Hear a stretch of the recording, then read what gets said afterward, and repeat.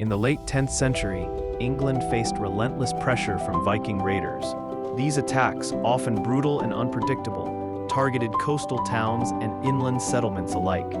The Anglo-Saxon kingdom struggled to mount a consistent defense against these mobile and determined forces. The response often involved paying tribute, known as Danegeld. This policy aimed to buy peace, but it proved to be a temporary and costly solution. The payments drained the kingdom's treasury and seemed only to encourage further raids. The constant threat and the financial burden created an atmosphere of fear and resentment. Trust between the native population and those of Danish descent, even long-settled communities, became increasingly fragile. For generations, Danes had settled in parts of England, particularly in the area known as the Danelaw. These communities had integrated to varying degrees, living alongside Anglo-Saxons. They had their own laws and customs, contributing to a complex social fabric. However, the distinction between peaceful settlers and violent raiders was often blurred in the minds of the Anglo-Saxons. Suspicion grew that some Danish residents might be aiding the attackers or providing them with intelligence and support.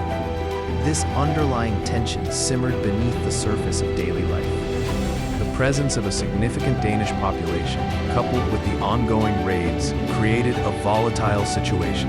The kingdom was not only under external attack, but also grappling with internal divisions and mistrust. The burden of leadership during this tumultuous period fell upon King Aethelred II. His reign was marked by repeated Viking invasions and the controversial policy of paying Danegeld. Facing mounting pressure and perhaps fueled by desperation, Aethelred made a fateful decision. On November 13, 1002, the feast day of Saint Brice, Aethelred issued a royal decree.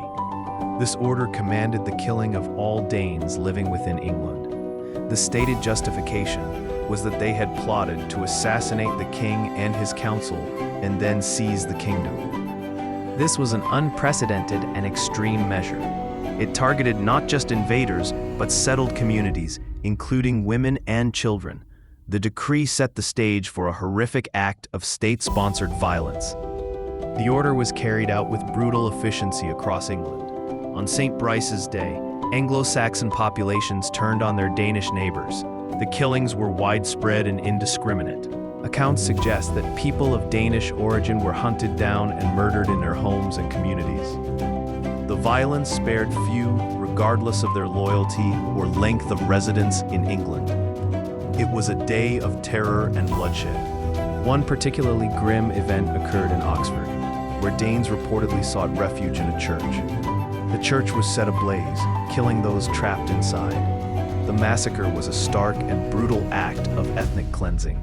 The St. Brice's Day massacre had immediate and devastating consequences. It shattered any remaining trust between Anglo-Saxons and Danes.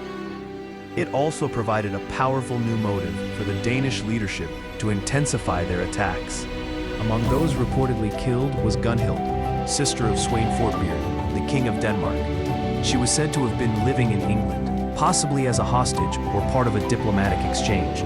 Her death, whether true or not, became a rallying cry for the Danes. Sweyn Fortbeard was enraged by the news of the massacre and the death of his sister. He vowed to avenge the slaughter of his countrymen and kinswoman. The massacre transformed the ongoing conflict from one of raiding and tribute into a war of conquest and retribution. Sweyn Fortbeard launched a series of large-scale invasions in the years following the massacre. These were not mere raiding parties, but organized military campaigns aimed at subjugating England. The Danish forces were determined and brutal, seeking vengeance for the killings of 1002. The English defenses, already weakened by years of raids and the cost of Danegeld, struggled to cope. Aethelred's leadership proved ineffective in repelling these renewed and more formidable attacks. The country was ravaged by war and famine. Sweyn's invasions systematically wore down the Anglo-Saxon resistance. His forces moved through the country, extracting tribute and punishing those who resisted.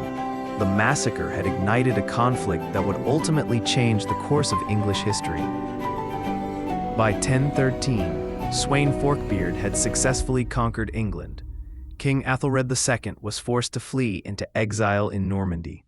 Sweyn was proclaimed King of England, marking the end of Aethelred's reign and the first time a Danish king ruled the entire country.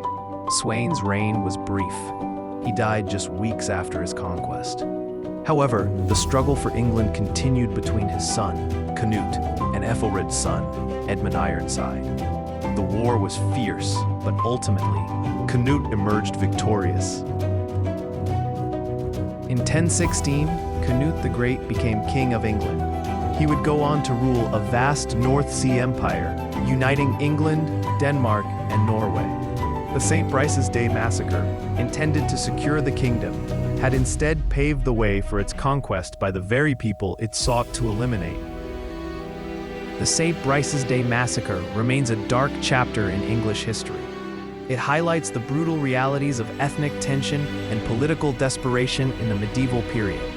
The act of violence had profound and unintended consequences, directly contributing to the Danish conquest. Canute's reign, surprisingly, brought a period of relative stability and prosperity after years of conflict. He ruled as a capable and just king, integrating Danish and English customs and laws. However, the memory of the massacre and the subsequent wars lingered. The events of 1002 underscore how fear and prejudice, when acted upon by those in power, can lead to horrific violence and fundamentally alter the course of nations. The massacre did not solve the Viking problem. It escalated it dramatically, leading directly to the end of the Anglo-Saxon monarchy for a generation.